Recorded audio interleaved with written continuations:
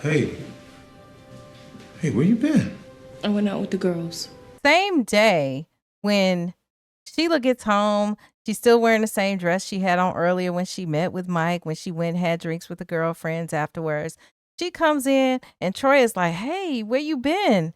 And then she's just like, oh, I went out with the girls or whatever. And he's like, I'm sorry. He just like straight apologetic. And I'm like, this is weird. And he's like, I thought you left me. I'm sorry. You know, I thought you left me. So it would be nice to know more about Troy's past, because like, dang, why would you think that? He got some trauma going on too. She always threatened to leave him, and that's basically what he says. You every time we argue, you threaten to leave. Like, dang, bro. Why would you think that? Because every time we get into it, you threaten to leave me. Just go then. I'm not gonna leave you. Good. Because I don't want you to leave. And he's like, married people argue even in a good marriage, and how, you know, they have a good marriage. Baby, married people argue. Even in a good marriage. I know. We got a good marriage. And he don't know what he would do without her or whatever. I don't know what I'd do without you. Look, he was just so frazzle dazzled that he was like, I cooked. I even went in there and I cooked. And she like, well, okay, it smells good. And next thing you know, he's like, I got me a job. I got a job. Oh, babe, that's great. And then she acts all surprised. I know. He says it came out of nowhere. I start tomorrow. It just came out of nowhere. It was the craziest thing. Told you. She don't ask, where's the job? What's the position? None of that. She already knows. But my thing is, Sheila couldn't get home before Mike's Midas touch worked on his job. Like, that's pretty fast. When you think about it, she met with Mike. She had drinks for a couple of hours. And then he gets a call that he starts tomorrow. Yeah, like, dang. Mike works fast. That's what that power would do. So he's got a job now. And I don't know. Do y'all think she should have told? Should she have just been like, listen, baby, I got to tell you something. And I know you might be mad at me, but I don't know. That's a tough one. But I met with Mike today, and somehow you got a job. And where have I been? Just with the girls. Yeah. This is the descent into madness. It'd be like, I worked really hard so you could get this job, Troy. Oh, I done some things. I'm in a bind, Nate. Oh, shut up. Not Nate. Hey, Sheila. Don't hate me. What'd I do? Don't call my house again. Next thing we see, and we are just totally confused because Sheila comes busting into that same diner where they had met before, and she starts yelling at Mike, and she like, don't you call my house and stuff like that. If you think you got me over a barrel because you helped Troy get this job, you are wrong. Yes, sir. And so clearly Mike has called Sheila's house. That's just unacceptable, and she's pissed with him. And what kind of woman do you think I am? That's not what I'm trying to do. What is it? And he's like, no, it wasn't about that. And then he's telling her, I need your help. And then he grabs her arm and his hand is shaking and stuff. I need your help. So like something is going on with Mike. Mike must be sick. Mike must be sick. But the thing is, so she called him for help, and then when he calls, then she just totally goes off. But that's what happens. Helping is costly. Yes. Tell us what movie that is from. Helping is costly. If y'all know, you know. Good job today there, rookie. Thanks. Looks like they trained you well up there in Colorado. Troy's at work, and this cop comes in, and he's like, good job out there, rookie. And then it basically is told that, you know, anytime the boss says that somebody comes highly recommended, then you just never know, because this is the network and nepotism sort of a thing, right? Anytime the boss tells us you come highly recommended, you never know. So you don't know what quality of worker you're getting. Highly recommended by who? He runs it down, some golfing buddy. This guy just happens to know. Because Troy wanted to know, like, well, who recommended me? Yeah, your wife. One of his golfing buddies, Mike, I don't know, somebody. Why would this guy know all the details? Anyway, he said that your wife asked him to hook you up. I helped you. I pulled some strings to get you hired. I mean, what you didn't know? And then Troy asks, you know where he lives? You know where he lives?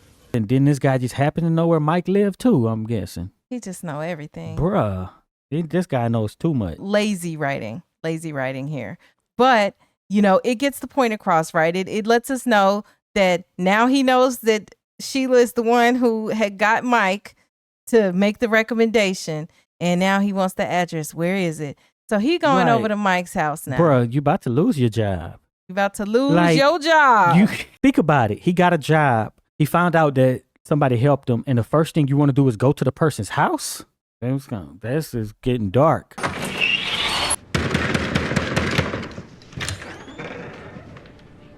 Troy goes to the house that I guess this other cop tells him, where Mike lives. And Troy bang on the door. He banging on the door like he the cops. Yeah. Well, he is the cops, but he banging on the door. Sheila answers the door and she go, oh. Tears running down her face, just looking. And then he goes off, what the hell are you doing here? The hell are you doing here? Are you kidding me? You trying to play me for some kind of fool or something? Like, you trying to play me for a fool? You're not supposed to be here. The hell are you doing here, Sheila? You are not supposed to be here. Sheila's goodness. Returning the favor, bro. Goodness. You got your job, didn't you? Bro. No, but I'm being dead serious here. Like, this was over the top Tyler Perry craziness. Yeah. That didn't have to happen. And no. Wait. Where's Mike? Wait. Don't touch me. Let me just. So we have the typical, film sort of a thing where the person can't just come out and tell you what's going on. You know what? You can't explain this. Where is it? Oh my God. Troy's trying to bust in to find Mike, and she's like, let me just talk to you. Let me tell you. Hold on. Blah, blah. Everything, instead of just saying, this is the deal, it's over, right? And at one point, he looked like he might, he was like, get your hands off me. It was almost like she could get hit in the process because he was very upset in that moment. And yeah. He finds Mike. Mike is laid out on the couch. Get up! Baby. Get up! Oh my God. He done punched Mike, got him all in the flow and stuff. Wait, Troy! How could you be here? Mike didn't hear none of this and didn't get up at all. Well, he's just real sick. You think I need him to get a job?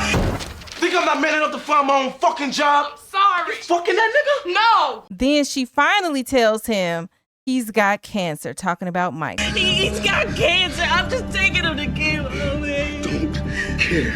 So Mike done got cancer, and that's why he is being kind and nice and trying to reevaluate his life. And she's taking him to chemo. So is this before or after chemo? I guess it would have to be after how weak they had to show him, but yeah.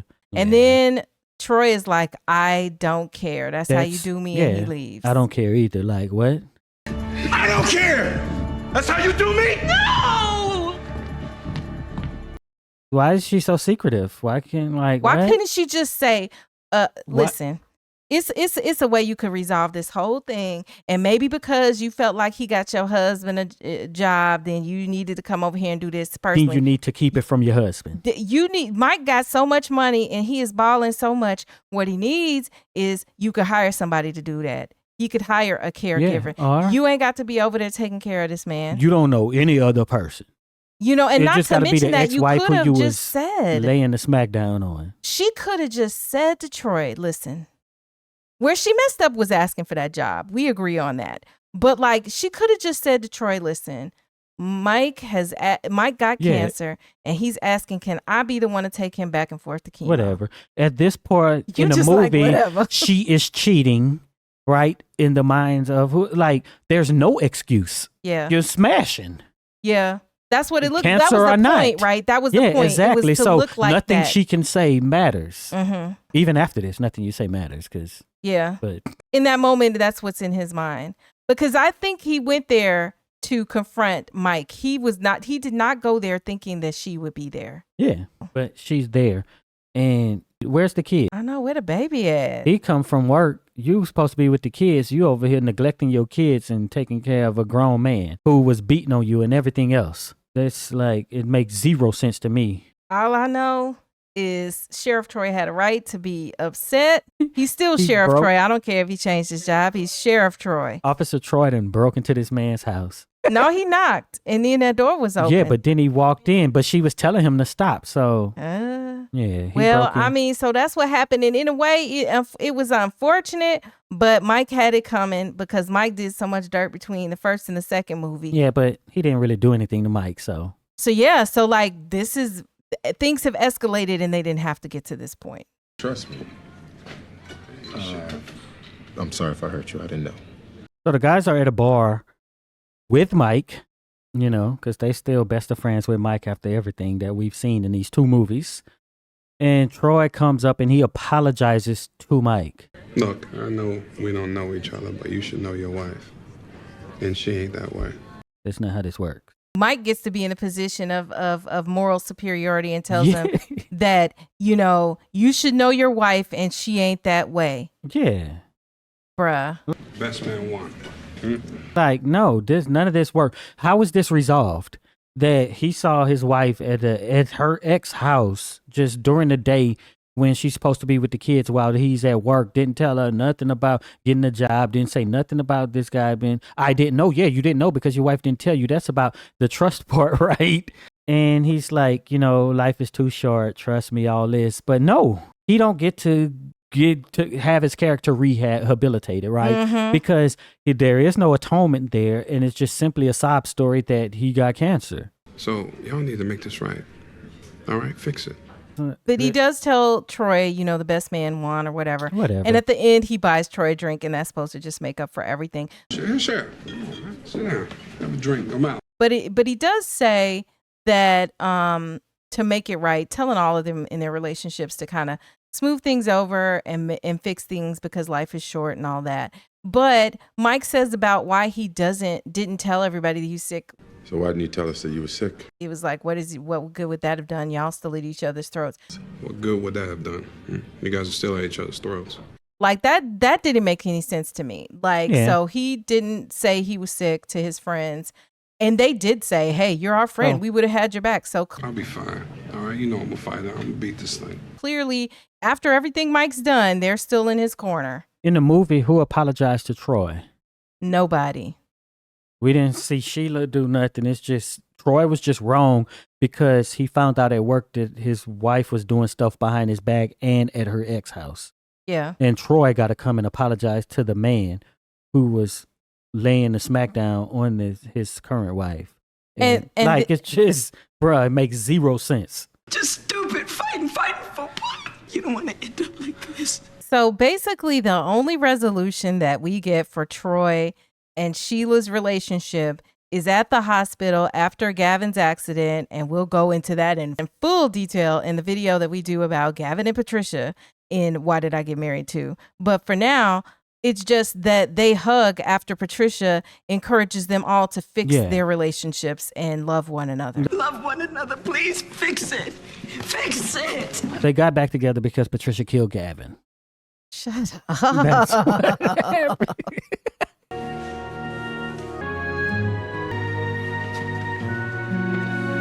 But and you they know, like, fix it. And then they hug. And then so, but the real resolution, I think, is Troy apologizing to Mike. So in the end of all this, Mike is the most terrible character.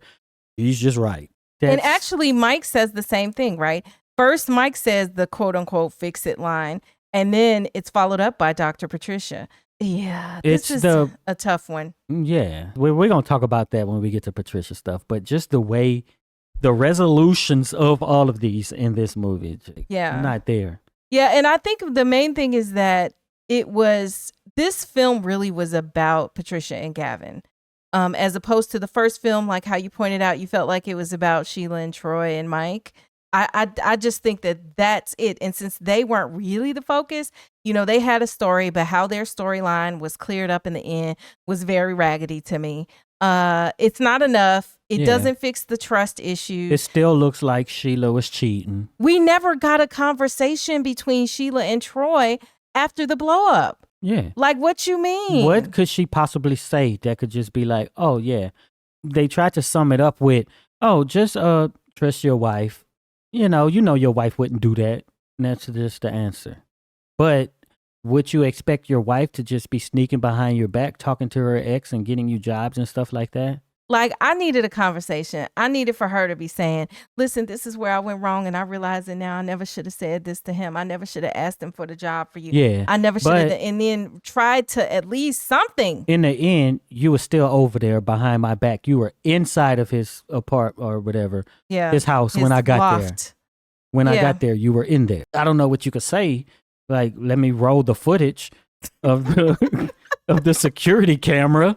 This is you. This is you going up in this I man's guess, house. but you can still stay together, but it not be like it's been resolved in that same way. It's just like, all right, we're married, so I'm never gonna believe you, but we can get through Shut this. up. I'm never gonna believe you, but we can get through this.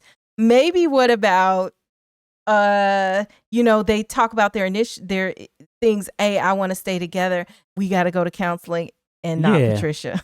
I know, right? Yeah, we're gonna go to somebody else. Yeah. With a little more distance between the relationships. But overall, I mean, how did you feel about this film and their story? I think that it just took a big turn, and I guess you got to bring in the drama. And I think that's what Tyler Perry did. He just brought in the drama for their story because it really would have had none if we would have stuck to the same characters. But it makes Sheila look very bad. Like, you got out of this. She was supposed to be just a good woman, right? And you overdid the good because she's so good. She's helping out her abusive ex who treated her terribly when in his time of need. You know what I'm saying? So she has this moral superiority in that sense. But you overdid it to where it's bad because I'm so morally great, or superior that I have to sneak behind my husband's back to do these things. Here's what I think, and as an alternate ending. Y'all gonna hate this. But okay, so as the alternate ending, I would say this. Let's go back. Sheila actually does cheat with Mike, right? Somehow in the midst of their caretaking, and let's say it's not, maybe they kiss or something, but she cheats in that way. And then she decides that she wants to be with him instead of Sheriff Troy. Yeah. So after everything Sheriff Troy has given up, Sheila has decided to go back to Mike's trifling butt. Again, this is an alternate ending. But the reason I think that this makes a good alternate ending is not because you're going to feel so great about it at the end of it all, but like it brings the drama and it's craziness and it's realistic because this is the type of thing that happens in real life. Exactly, because what we know is that Troy was basically just a rebound. He was there when she had this breakup saying all the right things, right? And she wasn't seeing straight at the time. And then when they got together, they had their issues. But in this second movie, Mike, like we really saw when she was down for breakfast in the morning, Mike was rizzing her up the whole time. Risen. Okay, we're bringing that word riz back. You know what I'm saying? I'll try to incorporate the youngin' slang. Mike was rizzing her up when she called him. He was rizzing her up. Then when he called her, right, rizzing her up. And then when they go into chemotherapy and he's there while your husband, who's been struggling to get a job, is at a job, you away, he's rizzing you up and knocking it down again. And he's looking at things differently because he has this this disease, and he's not gonna beat you and all that because part of the reason is he on chemo, so he's weak too. So it looks better than it did the first time you were married. Yeah, and I think, okay, so at the end of it all, Troy's going to have a broken heart and it's going to be all sad, right? But instead of Patricia getting to see the rock at the end, maybe it should have ended with Sheriff Troy getting to see, his... Patricia. No, listen, don't do Sheriff Troy can't have two in a row if that was the situation. So it could end with Sheriff Troy seeing his ideal mate, right? And smiling, and then, or whatever. No, it ain't. And she go back and buy the general store for him. Shut up. No, it is not Patricia. Patricia doesn't even deserve the rock at the end. Yeah, you're right about let that. alone We're going to talk Sheriff about Troy. that one some other time. Oh but my gosh. But yeah, that's my version of an alternate ending for this. The way it ended, it just was very unresolved for me. Did Tyler Perry ruin Troy's character? I think he tried to ruin Troy's character, but I won't let it happen. Yeah, I think he tried, he was like, I'm trying to get a job. But the part that I don't like about it is I'm going to do it on my own. That's the same thing that Sheila did, though. So I guess he tried to reverse the like roles the male Sheila. somewhat. Yeah. But I don't think it But really he worked wasn't out. super keeping secrets. He was just like, I don't want my business in the street. Yeah. And that's different than like, I'm going over here to take care of my ex-husband with Yeah. chemo. But no, not that keeping secrets part. The part of I'm going to just do it all on my own. I on don't my need no own. help. Yeah. Yeah. Yeah, that was very much Sheila in the first movie. Right. So, yeah, but I mean, we appreciate you all. I can't believe, and most of you guys who are watching this video right now, y'all have stuck it out with 5 videos on the previous movie. This is the first one on the Why Did I Get Married 2 series. Hopefully this will only be for a 4-part series, but we do what is needed. In fact, we weren't even expecting to do this series right after the last one. We were going to go to a different movie, but the resounding y'all gotta do part 2 was so loud that we just said, okay, we're going to go ahead with this. Yeah. Let's keep the conversation going on Discord. Link is in the Yes. description. But if you made it this far into this nice long breakdown, type why is Mike there in the comments so we'll know you're one of the real ones who stick around to the end. And be sure to check out our series on Why Did I Get Married, the playlist on the screen right now.